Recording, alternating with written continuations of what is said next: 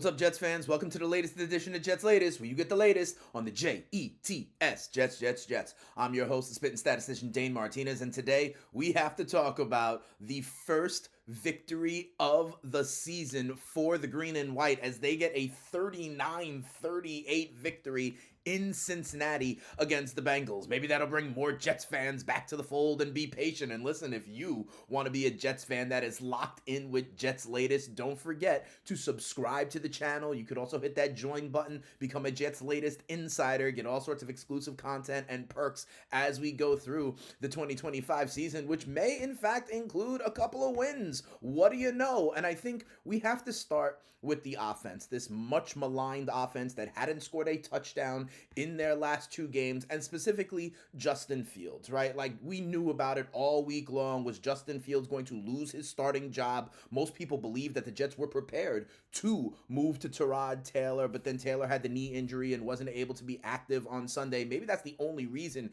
Justin Fields was in fact still the starting quarterback. We know about what Woody Johnson said about Justin Fields earlier, last week, that they couldn't complete a pass. Well, Justin Fields and the Jets offense completely responded. The Jets scored 39 points against the Bengals, the most this season, and that was without their top two wide receivers, right? Like Garrett Wilson injured with the knee, Josh Reynolds out with the hip, and Fields himself had one of his better games, and certainly much better than what we had seen over the last couple of weeks, when him getting sacked a ton of times, the negative net passing yards. Fields went 21 of 32 for 244 yards. Those 244 yards, the second highest total of the season. He threw a passing touchdown in the first half to Tyler Johnson. It was the first touchdown that we've thrown in the first half since all the way back to week one. He also ran 11 times. I think the designed runs that were there more and more in this one was good. It kept them off balance. I think the run game was obviously helpful. The Jets ran for over 200 yards. Breece Hall had another good game. But here's the other thing. Listen,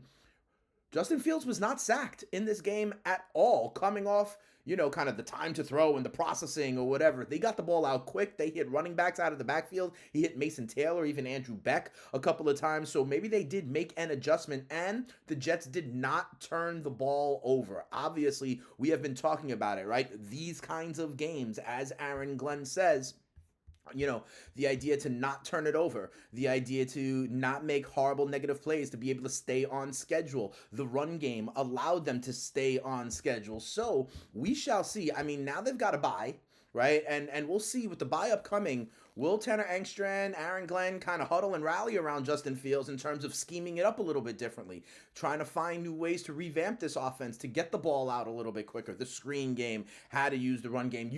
Aaron Glenn kind of wants to stick with Justin Fields despite what Woody Johnson said. We'll see if Woody Johnson has anything to say over the next not 1 but 2 weeks, because remember, the Jets get this victory, then they are on bye. And quite frankly, we talk about how the schedule opens up a little bit. Listen, the Jets' next 3 home games, okay, are against the Cleveland Browns, the Atlanta Falcons, and the Miami Dolphins. Those 3 teams are 6-14, or worse, 6-14 entering Sunday's play, okay? 8 games below 500. After a bye, we will see, and maybe they kind of can rally a little bit. It was a better performance out of Justin Fields. There were some things schemed a little bit different, and obviously I think staying on schedule, staying close, helped the run game continue to be a part, where the Jets ran for over 200 yards. Breece Hall ran for over 130 yards and 2 touchdowns. It all comes together.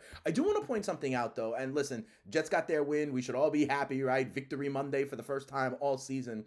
But Aaron Glenn has talked a lot about not turning the ball over and these kinds of games and making plays. And I got to spotlight one thing that I did not actually like out of Aaron Glenn. And, we've talked about kind of how they were too passive in previous weeks, not going through the Hail Mary in the first half, the last couple of games, not even giving these guys a chance. I thought he was a little too aggressive. If the Jets had lost this game, I was ready to point to one key call that Aaron Glenn made very early in the game. Early in the game, the Jets went for it on 4th and 1 from their own 37-yard line. Middle of the first quarter. Okay, they were down 3-0. I thought it was a kind of desperation. Like, sometimes there's aggressiveness and sometimes there's desperation. They get stopped. The Bengals then score. They go up 10-0. I make the analogy to Dan Campbell and the Detroit Lions all the time. We know Dan Campbell is uber aggressive. This one felt a little bit like jumping the shark to me, right? Especially you're playing against the Cincinnati Bengals, who had the second worst defense in terms of yards allowed all season. If you want to inspire confidence in the team, maybe it's not necessarily going for it and then pinning your defense back in a bad spot. Maybe it's you punting the ball and continuing to feel like, yeah, we can hang with these guys. We'll be able to move the ball. We'll be able to stop these guys. I thought it really threw off kind of the schedule and it gave Cincy a 2-score lead. They kind of maintained that 2-score lead until the second half. I didn't necessarily like that decision. Then he continues to be aggressive, going for it going for two when it was 31-22, when an extra point would have kept them within a 1-score game, going for two again, when the touchdown tied it at 37 or 38, and then challenging the spot. These things worked out for him,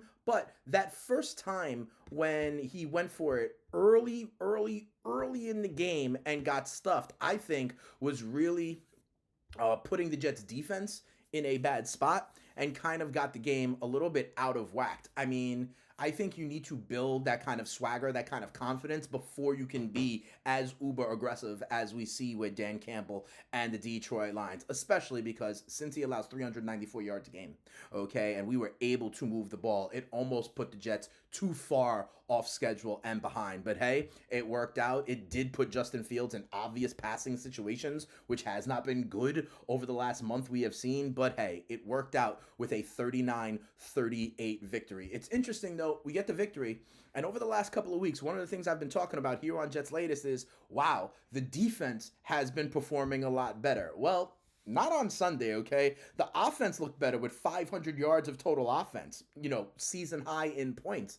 But the defense looked like an absolute sieve. And I actually think not having Sauce Gardner was a big key to that, okay? They allowed more than their averages in so many categories. They allowed 38 points on Sunday against the Bengals, a lot more than the 26.1 they've been allowing entering the game, certainly more than the 13 they've averaged over the last couple of weeks. They allowed almost 400 yards on Sunday, 398. That is a good 70 more than their season average, which was in the middle of the pack of the NFL. They gave up 181 yards on the ground on Sunday. They had a rush defense that was already bottom 10 in the league, and on Sunday, the Bengals ran for a good 50 more yards than the season average. And usually, one of the things that is positive in the Jets run game is the ability to stuff the run in terms of 0 yards or negative yard plays from that front. They made the point on the telecast also. The Jets have a 25% run stuff rate. That is second best in the NFL. Okay, 25% of the time when you run against the Jets, you get 0 or negative yardage. Okay, they only were able to stuff 2 of the 23 runs on Sunday for a percentage of lower than 10%. And I think Sauce actually did have a lot to do with this. Obviously, Jamar Chase, T. Higgins, the Bengals offense with Joe Flacco at the controls, they can move the ball, right? Chase Brown was running for chunks. That is something we don't usually see. And the impact of Sauce has ripple effects, man. You can put Sauce on one side, and that allows you to roll safety coverage over to the other side. That allows you to double the other side. They weren't able to do that without Sauce. The other thing it lets you do is also be a little bit more aggressive stopping the run, bringing your safeties down and stopping the run game. They weren't able to do that as much. And here's the thing, we have yet to see this Jets defense really fully hold. Okay, Jermaine Johnson was missing at the beginning of the year. When Jermaine Johnson got back, I wanted to see Jermaine Johnson and Will McDonald, right, and what that could do. But when that was happening, Quincy Williams, our team leader at the linebacker level, was out, who many people believe is a Pro Bowl caliber player, right, was out. Then all of a sudden, Quincy Williams gets back today, and now we don't have Sauce Gardner. We have yet to play a game where Jermaine Johnson, Quincy Williams, and Sauce Gardner have all been together to add to guys like Will McDonald, to add to guys like Quentin Williams, who's playing great, to add to guys like a Jawan Briggs, a young guy, or a Brandon Stevens, a recent acquisition. So this defense still has some time. But again, we get healthy after the bye potentially. There were no big injuries in this game against Cincy. Now after the bye, maybe we will have not only Sauce back, but Garrett Wilson back. A Josh Reynolds back as well. So these are things that can maybe start to build some momentum. I think it's good that the Jets go away and hide for a little bit with some positive momentum in this first week. Like I said, their next 3 home games against Cleveland, Atlanta, and Miami, those teams entering week 8 had a combined 6-14 record. Okay, they have road games against Baltimore and New England. I think that'll be tough, but if they, in those 3 home games, if they win 2 of them, maybe all of a sudden, we start to quell some of the talk, some of the worst talk around some of these Jets. That'll do it for this episode of Jets Latest. Remember, I appreciate you guys so much watching the videos, liking the videos, putting comments in the section. I love engaging with you guys, and even subscribing to the channel. Thank you so much. Tell a Jets fan friend to tell a Jets fan friend. Maybe now all of a sudden more Jets fans are like, hey, maybe I do want to plug back in. It was great to get that first victory, get that monkey off our chest. Maybe if the bye, we look a little bit different after that bye in a game against the Cleveland Browns, which probably profiles to be winnable against the rookie quarterback like a Dylan Gabriel, a team that does not have much to speak of on the offensive side. So we shall see. Let's see what some of you guys, some of you Jets Latest regulars are saying. Old Dave 1000. I want to start with him. Been a Jets regular since day one. This is what he said before the victory. I've been through many horrible Jets seasons. I've watched every Jets game ever played, and even saw a few of the games when they were the Titans under Sammy Baugh, 20 different coaches. And I can be patient because every hire except Gaze came with some hope, so nobody knows. I believe Glenn is adaptive enough to turn this into a winner. Go Jets. Step up players, step up coaches, step up fans. Let's get our first win. Well, we did, old Dave, and I agree with you. We got to have patience, and maybe now, like I've been talking about the last couple of weeks, rock bottom, maybe we could start to climb out and see what we have moving forward. Bird Flu KC says defense definitely has stepped up, but I think it was a mistake having a rookie offensive coordinator. He needs to. A lot of calls have been suspect at best. The thing is, defense didn't look good today, right? I think they need to be fully whole, but they have stepped up. Let's see what happens. It's not a tougher task against a team like the Cleveland Browns after the bye. Hopefully getting healthy, getting back into the lab will look like this defense has over the last few weeks before the Cincinnati game. And maybe, I think, getting Garrett Wilson back will certainly be helpful. Getting a number 2 wide receiver like a Josh Reynolds will certainly be helpful. But I do think when you're talking about the play calling here, Bird Flu, the idea of more design runs, I think, could be in there for Justin Fields if he did, in fact, save his job. I think if they can stay on schedule using the run game as a threat. Again, the Jets' run game has been productive, has been near the top of the league, and they ran for 240-plus yards as a team in this matchup when they could. So we shall see about that. Thanks, as always, Bird Flu. And then I want to see, here are some of the comments before this game, and I want to see throughout the week to what extent any of this changes now that they got a first win, now that Justin Fields played better, maybe saving his job. Look, Word Truth 6116 says, trade Fields to the Rams. After what the owner did, there is no part of keeping him on the roster. His heart will never be in the game or play for this team, no matter what he says in the media. It's just a human reaction. We shall see. We shall see if his heart is in it. He certainly looked like he was invested in the post-game interview. It certainly looked like he still had the support of that locker room.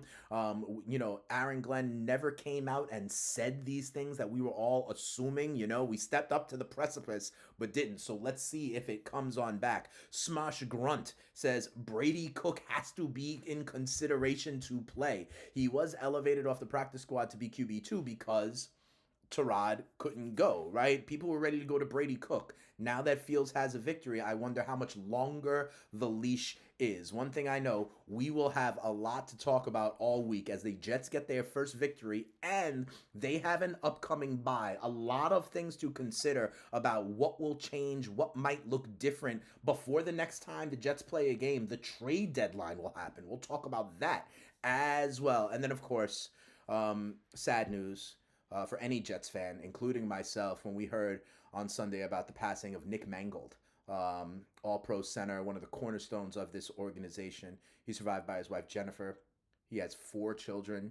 It was a gut punch to me. You saw a lot of people reacting across the NFL and Jets community and family. And we hear at Jets Latest, Nick Mangold was freaking awesome. And he died at only 41 years old as complications to kidney disease. So we obviously send our thoughts, our prayers, our condolences to the Mangold family. So thanks for everything, guys. growing the channel.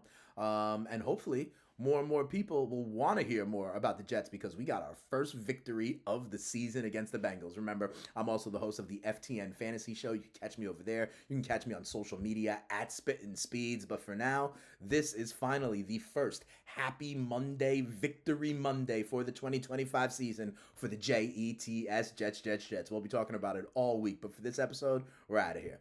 Peace.